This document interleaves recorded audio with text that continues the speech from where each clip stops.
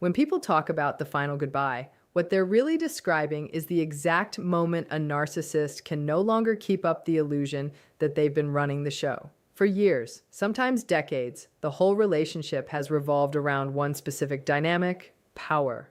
Not always the obvious kind, where they're openly dictating your every move, though that certainly happens too. It runs much deeper than that. It's a form of mind control, the quiet conviction that they're the center of everything, that your thoughts and feelings only exist in orbit around them. That setup is what keeps a narcissist alive, in a sense. They draw their energy from it.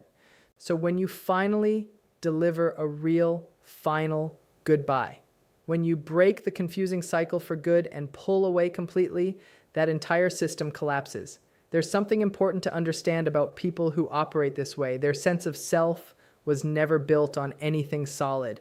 A healthy person, even when they've been rejected or left behind, still has some kind of inner structure holding them up. Values, goals, relationships they can lean on through loss. A narcissist doesn't have that. Their identity is built like a house of mirrors, constantly reflecting back the attention and admiration of other people. Take those reflections away, and the whole house comes down. The final goodbye doesn't just hurt them. It threatens their entire existence. It feels like death, because the version of themselves they've spent years performing simply cannot survive without someone there to witness it. That's exactly why losing this kind of power terrifies them so much. Power was never just a strategy for them, it was their lifeline. The connection itself was never really rooted in love or care. It was about binding you into their orbit, because that tie is what made them feel real. When that tie finally snaps, when you step away and refuse every attempt to be pulled back, they're left alone with themselves. And that's precisely what they cannot bear. They cannot stand their own company. They cannot sit inside the emptiness left behind once the game is finally over. It's worth noting that not every goodbye triggers this kind of collapse. Plenty of people leave but stay tangled up emotionally, still arguing, still answering, still reacting to every provocation. A narcissist actually gains strength from that, because even anger is a kind of connection. But a true goodbye, the one where you separate completely, removes even that last thread. That's what makes it different. It severs the quietness, the absence, the flat refusal to be dragged back into the cycle, and that's exactly what delivers the fatal blow to their sense of power. Picture a hunter who suddenly finds their prey has vanished. That hunter doesn't simply shrug and move along. They thrash, they panic, because their survival was tied to the chase itself. In the same way, a narcissist's entire sense of self depends on you continuing to play your part in their drama. Once that drama stops for good, they're left completely exposed. It's not only that they've lost you, it's that they've lost the entire framework that made them feel powerful, important, alive. This kind of collapse tends to arrive with a dramatic show of emotion, rage, denial, fantasies of revenge, or sudden desperate pleading. But look closely and you'll notice it's all coming from the same well of desperation. They cannot accept losing control, because what's actually being lost isn't just the relationship, it's their entire structure of identity. The final goodbye makes that painfully clear. It strips away the illusion that they were ever truly in charge to begin with. And here's the strange twist in all of it. The very thing they fight hardest to protect, their power, is exactly what slips away the moment you walk out for good. In their frantic attempts to hold on, they end up revealing just how fragile they've always been. What drives their behavior in that moment isn't strength. It's weakness dressed up as dominance. And the final goodbye is what pulls that costume off. So once the game is truly finished, once the last move has been made and the goodbye is real and permanent, a narcissist doesn't simply feel sad or angry. They feel obliterated. They feel an entire carefully constructed world, one where they sat at the center, crumbling around them. That's why they'll fight it so fiercely, and why they can't stand to let it actually end. The truth is that losing power isn't just their greatest fear. It's their inevitable fate, because no illusion, no matter how elaborate, can sustain itself indefinitely. And when it finally does break down, when you truly step away, you expose the deepest truth underneath it all. Their power was never real to begin with. Losing that power isn't just the end of a relationship, it's the end of the illusion itself. And in that moment, you become free, while they're left facing the one opponent they can never defeat, themselves. Once you reach that point of finality with a narcissist, One of the first things you'll likely notice isn't just the collapse of their sense of power, but the eruption of rage that follows close behind. It matters to understand that this particular rage isn't ordinary anger. Ordinary anger tends to be proportionate. It shows up when someone feels genuinely hurt or wronged, and it can usually be expressed, resolved, and set down. Narcissistic rage works differently. It's a sudden, overwhelming eruption that comes from somewhere much darker and deeper. It's the reaction of someone whose fragile sense of self has just been struck at its very foundation. What makes this rage so intense is that the narcissist doesn't experience your goodbye as a simple rejection. To them, it registers as betrayal, and betrayal isn't merely painful to a narcissist, it's unbearable. It shatters the belief they've held that they're superior, permanent, untouchable. They believed they were essential, that they were the center of gravity you orbited around. When you walk away, that belief gets proven false in real time. Rather than face that reality honestly, they lash out with fury instead. This rage is predictable precisely because a narcissist has never learned to process emotion in a mature way. During childhood, many narcissists learn to manage feelings like shame, abandonment, or insignificance by constructing a false self, an exaggerated image of confidence and importance designed to shield them. That shield works for years, but the moment a final goodbye pierces it, all the old wounds they've been hiding come rushing to the surface. Rage becomes their defense mechanism, a way of pushing away the unbearable truth that they were never actually in control and that their grand self-image was an elaborate trick all along. That's why this rage shows up in so many different forms. Sometimes it's explosive, screaming, insults, threats. Sometimes it's cold and calculated, the silent treatment spreading rumors, quietly turning mutual friends against you. And sometimes it comes disguised as victimhood, where they claim to be the wronged party, stirring up sympathy to mask their fury underneath. All of these reactions come from the exact same source, an inability to accept that you're no longer willing to feed their narrative. What's especially telling is how disproportionate this rage often looks from the outside. You might find yourself wondering why someone cares this much, why a simple goodbye triggers such ferocity. But here's the key insight. You're not witnessing a reaction to the event of leaving itself. You're watching the collapse of an entire constructed identity. That's why to them, it feels like the end of the world. Your goodbye isn't just one person leaving another in their mind. It's the collapse of their whole universe.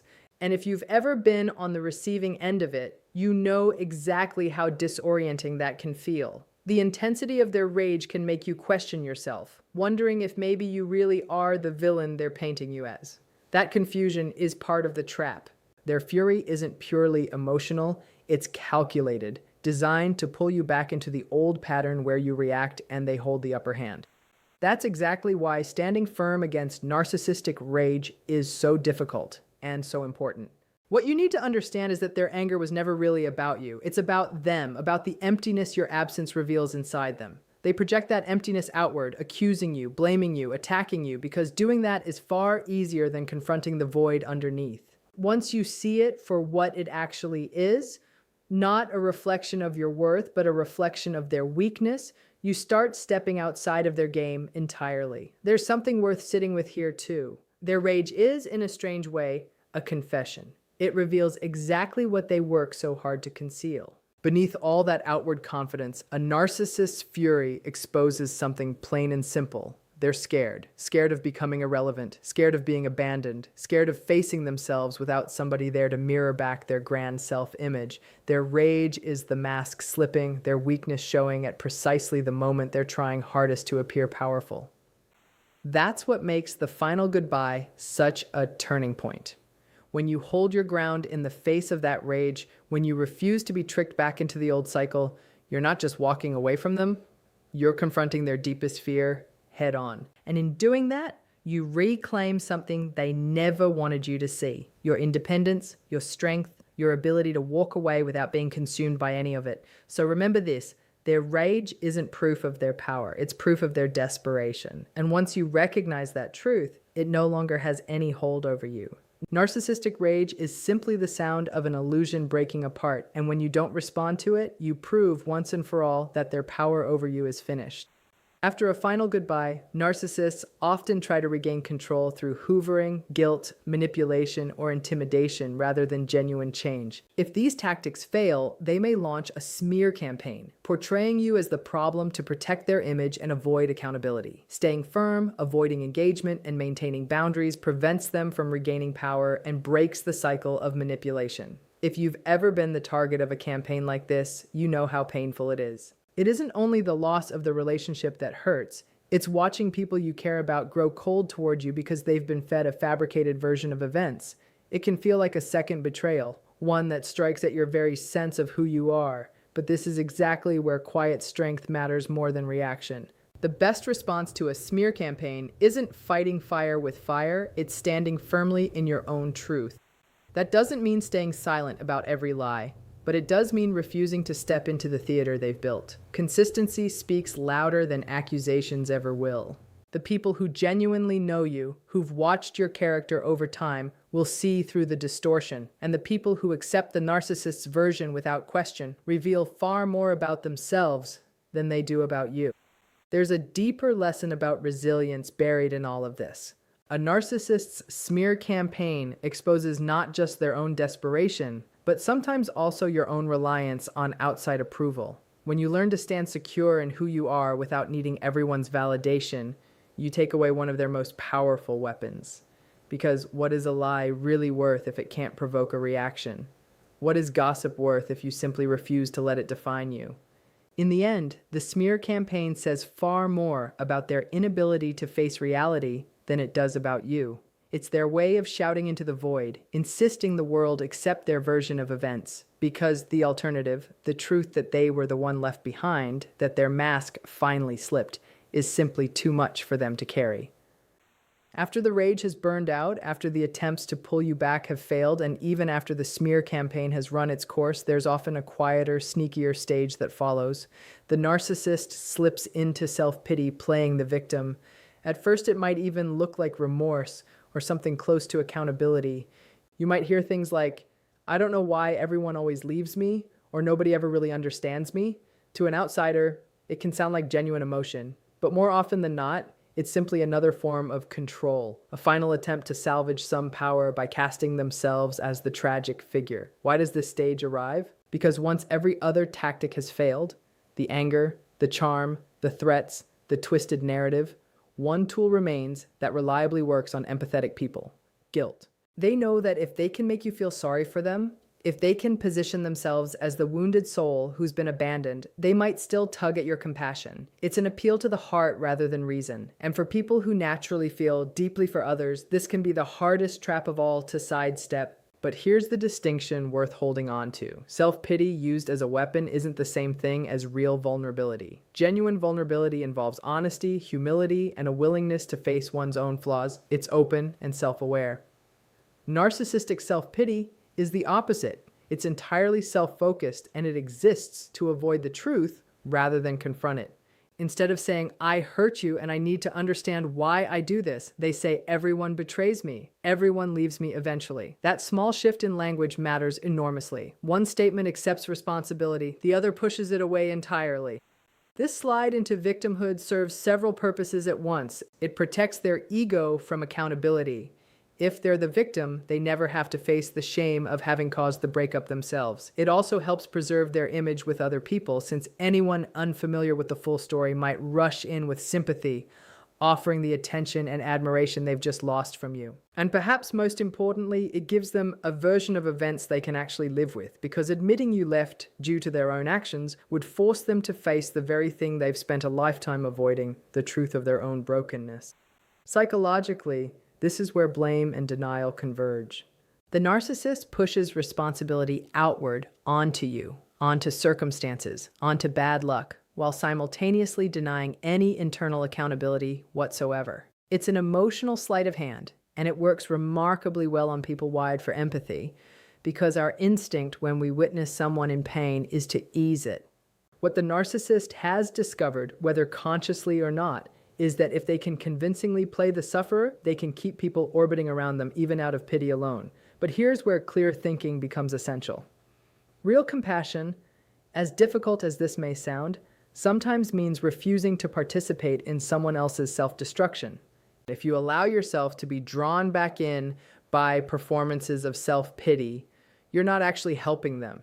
You're enabling them, reinforcing the very patterns that keep them trapped in their illusions. And in the process, you lose yourself too, trading your hard-won freedom for an emotional performance that was never rooted in truth to begin with. The real challenge, then, is learning to distinguish genuine vulnerability from manipulative victimhood, something that requires both courage and clarity. It means asking yourself honestly whether this person is truly taking responsibility or simply fishing for sympathy, whether they're opening themselves up to growth or trying to recruit you as their permanent caretaker. These aren't easy questions because a narcissist is skilled at blurring every line between them. But once you recognize the pattern, it becomes impossible to unsee. And what you come to understand is this: their victimhood isn't evidence of innocence. It's evidence of their refusal to face reality. They would rather live as the eternal victim than confront the shame of taking responsibility, and in that choice, they reveal the very core of narcissism itself, a persistent avoidance of truth, no matter how much pain it causes anyone, themselves included. So when you witness this stage unfolding, remember that your compassion is a gift, not an obligation. You don't owe it to someone who only uses it to keep the cycle of harm alive. Real strength is holding on to your compassion without sacrificing your clarity. And real freedom comes when you can look directly at their self-pity, recognize exactly what it is, and refuse to be tethered by it any longer.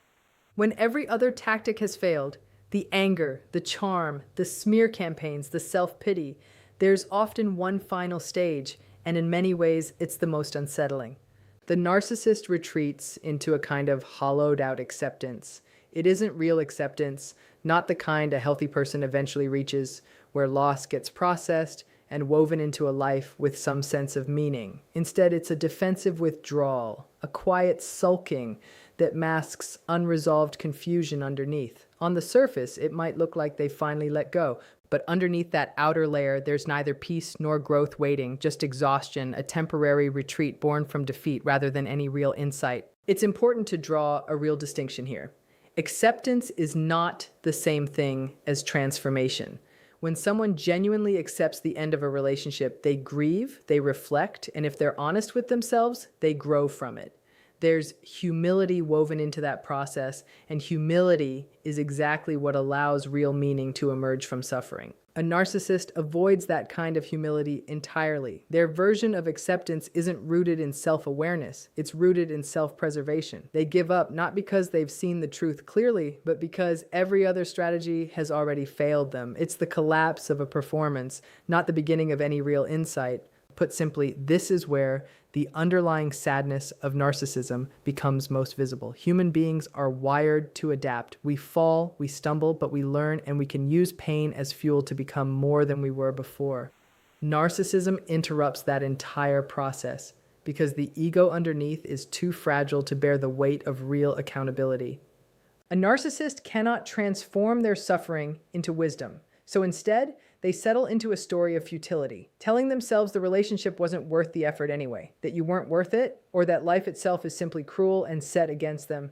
In doing so, they numb themselves against the sting of reality, but they also close the door on any real chance of growth.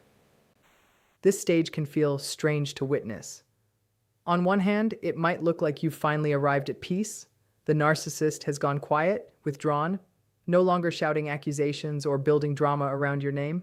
But on the other hand, it isn't real closure at all. It's more like a performance of closure, staged for the benefit of everyone watching, including the private audience inside their own mind. That distinction matters because once you understand it, you stop waiting for their silence to mean something it never actually will. You stop mistaking their apparent acceptance for genuine reconciliation. And that's exactly where your real challenge lies.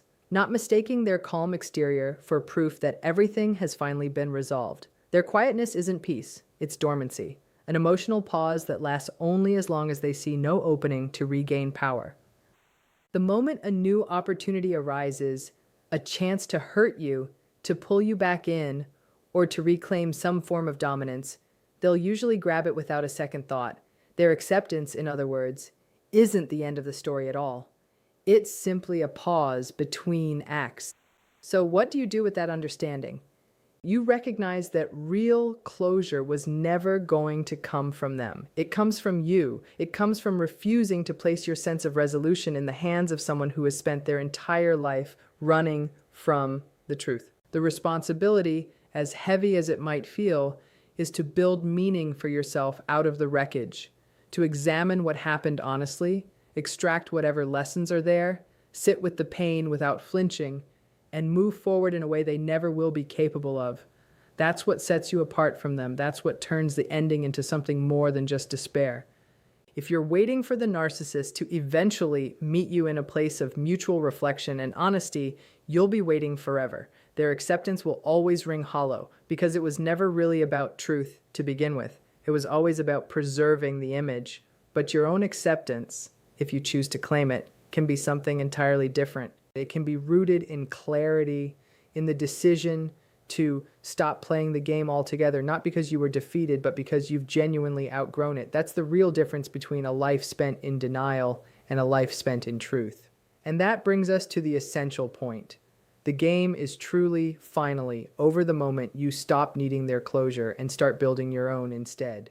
When you stop mistaking their silence for wisdom, when you stop confusing their withdrawal with actual peace, you step into a far deeper kind of freedom. The freedom that comes from recognizing that their so-called acceptance was just one more mask, and you no longer have any obligation to play along with it.